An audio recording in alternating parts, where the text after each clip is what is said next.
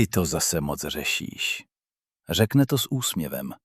U stolu na vteřinu stichne několik lidí a pak se někdo nervózně pousměje, aby nebylo trapno. Vy přesně víte, co se právě stalo. Nebyla to nevinná poznámka. Ten člověk vás před ostatními lehce schodil a teď čeká, co uděláte. V hlavě vám proběhne rychlá volba. Můžete se ozvat, můžete mu vrátit stejný tón, jenže nechcete dělat scénu kvůli jedné větě a tak se pousmějete taky. V pohodě. Rozhovor pokračuje. Pro vás možná drobnost, pro něj informace. Právě zjistil, že si může dovolit o něco víc. Za pár dní vám skočí do řeči. Příště rozhodne za vás. Potom vám něco přikáže tónem, který by si k jinému člověku nedovolil. A pokaždé sleduje totéž, kde přesně narazí. Tohle je způsob, jakým se z obyčejné slušnosti někdy stává pozvánka k dalšímu testování. Drzí lidé často nezačínají otevřeným útokem. Začnou maličkostí, která se dá snadno omluvit. Trochu jedovatý vtip, nevyžádaný komentář, prosba formulovaná tak, jako by vaše ano už bylo domluvené. Potřebují hlavně zjistit, co se stane potom. Pokud pokaždé zachráníte atmosféru, vysvětlíte její chování za ně a vrátíte vztah do normálu, naučí se jednoduchou věc. Vaše nepohodlí pro ně nemá žádnou cenu. A tady se láme celý způsob, jakým vás budou číst. Představte si stejnou situaci znovu. Ty to zase moc řešíš. Tentokrát se neusmějete. Chvíli se na něj podíváte a řeknete, tohle si nech. Žádný proslov, žádné vysvětlování, jen krátká věta, která zastaví hru dřív, než se rozjede. On nejspíš zkusí únikovou cestu. Ježíš, dělám si srandu. Tak to nebylo vtipný. A vy se vrátíte k původnímu rozhovoru. Právě v tom je první změna. Přestáváte být člověkem, který všechno vyhladí za oba. Pasivně agresivní lidé milují nejasnost. Hodí poznámku a podle reakce si vyberou verzi, která se jim hodí. Když se smějete, byl to vtip. Když se ozvete, jste přecitlivělí. Když se naštvete, ukázali vám, jak snadno vás rozhodí. Krátká přímá reakce jim tuhle výhodu bere. Důležité je, že přesně ví, že jste si všiml. Jenže první zastavení často nestačí. O několik dní později přijde jiný test. Hele, vezmeš to dneska za mě? Řeknete, že nemůžete. Prosím tě, vždyť je to na chvíli. Zopakujete odmítnutí. Pak přijde tón, který má vytvořit pocit viny. S tebou je poslední dobou fakt těžká domluva. Tady bývá největší pokušení začít vysvětlovat. Máte chuť říct, kolik toho máte, proč se vám to nehodí, co všechno jste už udělal minule. Mysl hledá argument, který konečně uzná i druhá strana. Jenže člověk, který tlačí, nepotřebuje pochopit váš důvod. Potřebuje najít místo, kde se dá důvod rozebrat. Řeknete, že nemáte čas? Začne řešit váš čas. Zmíníte únavu? Přesvědčí vás, že to zvládnete. Máte jiné plány? Najednou se hodnotí, jestli jsou dost důležité. Během 2 minut už se nebavíte o tom, jestli chcete něco udělat. Obhajujete vlastní den před člověkem, který se sám postavil do role rozhodčího. V té chvíli stačí. Už jsem ti odpověděl. Pokud pokračuje, nehledejte lepší argument. Ukončete téma. Právě tady se lidé učí, jestli vaše první ne opravdu znamená ne, nebo jen začátek delšího vyjednávání. Manipulátor sleduje návratnost tlaku. Když zjistí, že po 4. pokusu povolíte, příště bude tlačit minimálně 4krát. Proto je důležitější konzistence než dokonale formulovaná věta. A pak přijde další stupeň. Člověk, který v soukromí cítí odpor, může zkusit publikum. Na poradě, u rodinného stolu nebo mezi známými pronese něco, co by vám mezi 4 očima neřekl. No jo, ty jsi byl vždycky expert. Někdo se zasměje. Oponent se opře do židle a čeká, jestli se budete bránit. Přirozený impuls je chytit se obsahu. Začít vysvětlovat, že to tak není, připomenout fakta, hájit svou kompetenci. Tím ale přijmete jeho hru.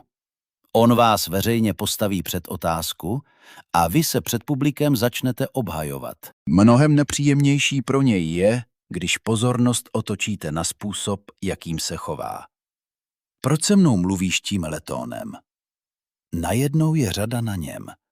Jakým tónem? Vždyť jsem nic neřekl. Slyšel jsi mě. A pak mlčte. Ticho je v takové chvíli velmi užitečné. Člověk, který vytvořil trapnou situaci, ji nemusí okamžitě dostat zpátky uhlazenou a příjemnou. Když ji pokaždé zachráníte za něj, nikdy necítí cenu vlastního chování. Možná to zkusí otočit do humoru. Ty ses nějak urazil. Jen ti říkám, že takhle se mnou nemluv. Hotovo. Žádná 5minutová řeč o respektu. Čím déle vysvětlujete hranici, tím víc materiálu dáváte člověku, který ji chce rozebrat. Po veřejné provokaci často následuje další změna taktiky. Když vás nedokáže shodit, začne řešit vaši reakci. Ty ses fakt změnil. Jsi nějak agresivní. S tebou se už nedá normálně mluvit. Tohle funguje překvapivě dobře na lidi, kteří mají svědomí. Okamžitě začnou kontrolovat sami sebe. Možná jsem byl moc ostrý. Možná jsem to mohl podat jinak. Možná přeháním. Sebereflexe je užitečná, dokud vám někdo nepoužije vlastní chybu jako výtah z tématu, které je nepříjemné jemu. Řeknete, můj tón můžeme řešit potom. Teď řešíme to, co jsi udělal. A držíte se jedné věci. Manipulace často nestojí na velké lži. Mnohem častěji stojí na změně tématu ve správný okamžik. Vy. Vadilo mi, že si to řekl před ostatními. On. Ty si všechno bereš osobně. Původní událost zmizela a najednou se hodnotí vaše povaha. V tu chvíli se vraťte na začátek. Řeším konkrétně to, co se stalo. Když uhne znovu, nemusíte běžet za ním. Člověk, který chce problém vyřešit, se k němu vrátí. Člověk, který chce jen uniknout odpovědnosti, bude otevírat stále nové dveře. Časem může přijít ještě tvrdší varianta. Zvedne hlas. Možná proto, že zjistil, že předchozí taktiky nefungují. Možná je na podobný způsob komunikace prostě zvyklý. Tak mě sakra poslouchej. V těle se vám okamžitě něco sepne. Adrenalin, napětí v čelisti, chuť odpovědět stejně hlasitě, aby pochopil, že se ho nebojíte. Přesně tady se často ztratí kontrola. Když jeden člověk zrychlí a druhý zrychlí také, za chvíli už nikdo nic neřeší. Dva lidé se jen přetahují o hlasitost. Zkuste zpomalit. Podívejte se na něj. Nechte krátkou pauzu.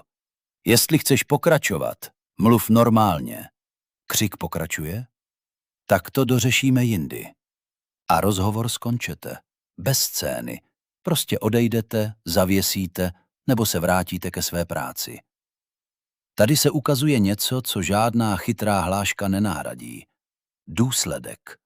Pokud řeknete, že rozhovor při křiku končí a potom se ještě 20 minut hádáte, naučil se přesný opak toho, co jste chtěl.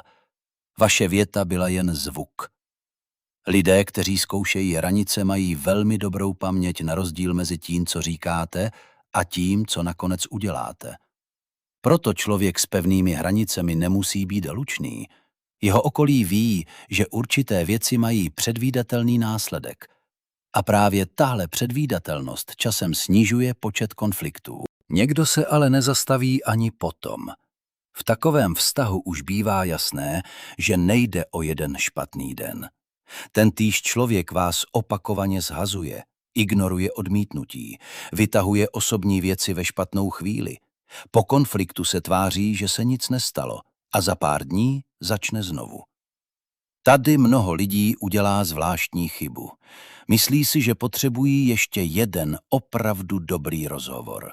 Sednou si s ním po šesté a znovu vysvětlují, co jim vadí, co potřebují a jak by vztah mohl fungovat lépe. Pokud předchozích 5 rozhovorů použil jen jako návod, kde máte slabá místa, 6. už pravděpodobně nic nového nepřinese. V určité chvíli se hranice přesouvá ze slov do logistiky. Začnete mu říkat méně. Neptáte se ho na názor u věcí, které se ho netýkají. Přestanete automaticky zvedat telefon. Nedáváte mu osobní informace, které už jednou obrátil proti vám. Kolegovi, který pravidelně zneužíval vaši ochotu, nepřebíráte další úkol jen proto, aby byl klid. Kontakt může zůstat slušný, jen už není stejně otevřený jako dřív. Tohle je jeden z nejdůležitějších rozdílů mezi hranicí a výhruškou. Výhruška potřebuje, aby druhý člověk změnil chování. Hranice funguje i tehdy, když ho nezměníte. Vy prostě upravíte, kolik prostoru má ve vašem životě. Někoho může zarazit, že jste chladnější. Co je s tebou? Nic, jen si některé věci nastavuju jinak. Nemusíte mu dávat další dlouhé vysvětlení. Důvěra není automatické právo, které člověk dostane navždy jen proto, že vás zná dlouho. Je to přístup. A přístup se mění podle toho, co s ním člověk dělá. Právě tady ale hrozí opačná chyba. Po několika zkušenostech s drzými nebo manipulativními lidmi si můžete slíbit, že už nikdy nikomu nic nedovolíte. Začnete být ostrý preventivně. Každou narážku čtete jako útok, každý nesouhlas jako pokus vás ovládat. Na běžnou chybu reagujete, jako by někdo testoval vaši hodnotu. Pak už vás ten původní člověk pořád ovládá, jen jiným způsobem. Změnil váš charakter. Skutečná převaha vypadá klidněji. Dokážete rozlišit mezi člověkem, který jednou šlápl vedle, a člověkem, který si z překračování hranic vytvořil systém.